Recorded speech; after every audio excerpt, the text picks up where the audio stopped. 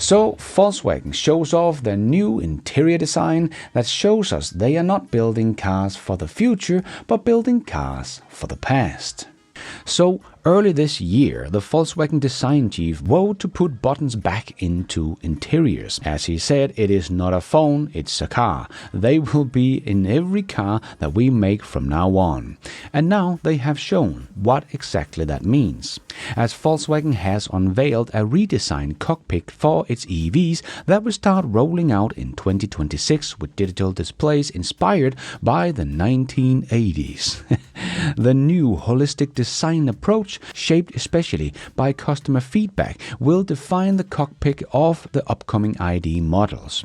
Features include new clarity and quality and intuitive controls. The charm of the 1980s is now present in the vehicles thanks to the retro display.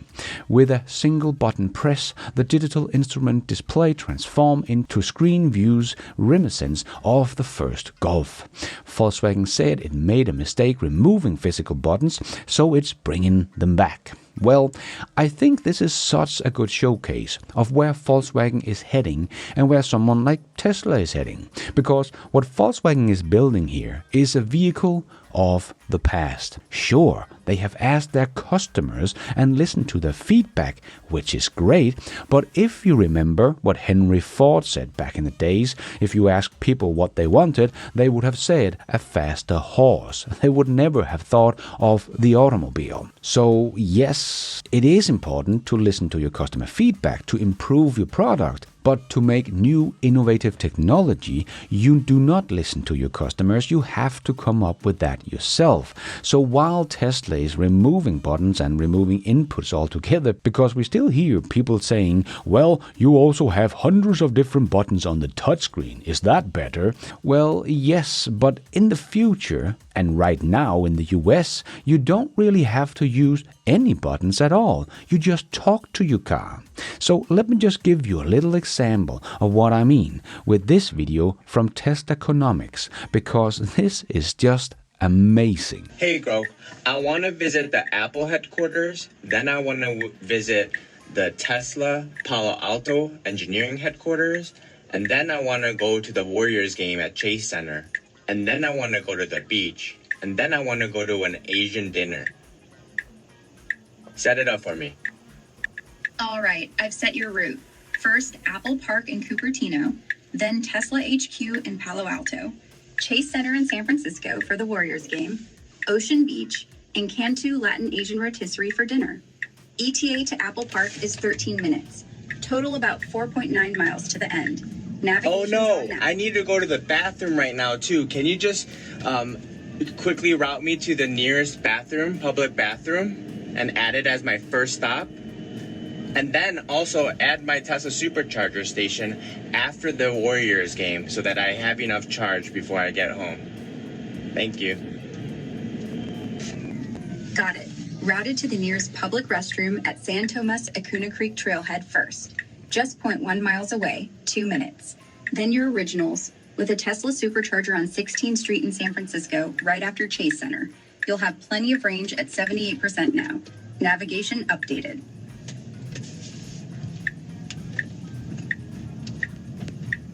Beautiful. Thank you so much, Grok. And also, is the weather good today on all the places that I'm going? Or is there like a bad weather I need to know of?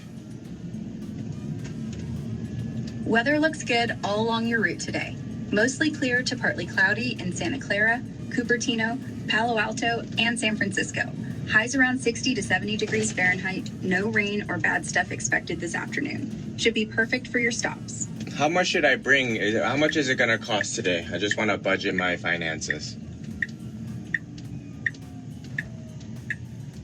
Apple Park, Tesla HQ, Ocean Beach, and the restroom are all free to visit. No entry fees or parking costs there. Warriors game tickets start around $80, but average $300 to $400. Dinner at Cantu is cheap at $15 to $20 per person. Snacks maybe $10, and supercharging is free since you're Tesla. Budget $250 to $500 total, depending on the seat. Awesome. Thank you, Grok. Have a nice day. You too. Enjoy your adventure. Safe travels. This is the future. Tesla is building their cars for. You don't need buttons as the car drive itself, because while he's talking to the car and making it do all this stuff for him, the car is driving itself. He's not intervening at all. He don't really need any buttons. What Volkswagen is designing for, on the other hand, is for humans to drive the car manually and control everything in the car through all these buttons, because they don't know how to do what Tesla just showed here. So this also tells me that they are nowhere close having a full self-driving system ready to put into cars that they're gonna sell to their private persons. Actually, no other car on the planet can do what Tesla's Cybertruck just did here, other than another Tesla, of course. This is such a good showcase of Tesla building for the future, and Volkswagen is building for the past. Probably also why we are seeing Tesla not developing their superchargers to be like 500 or 1000 kilowatt of charging speed. They want to be able to deploy them affordable and fast and reliable as possible, because they know that in the future, and the near future that is going to be autonomous. So not many people will really care too much about the charging speed anymore at that point. Whereas we see someone like BYD showing off their chargers that can do 1000 kilowatts. That's very, very impressive and very, very cool, but also very, very expensive. But that also shows us that this is a feature that is made for the past mindset of owning a car, not the future.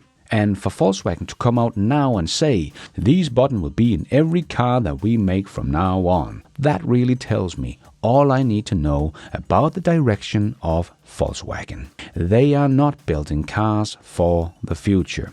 They are building cars for the past. So will they even be part of the future car market?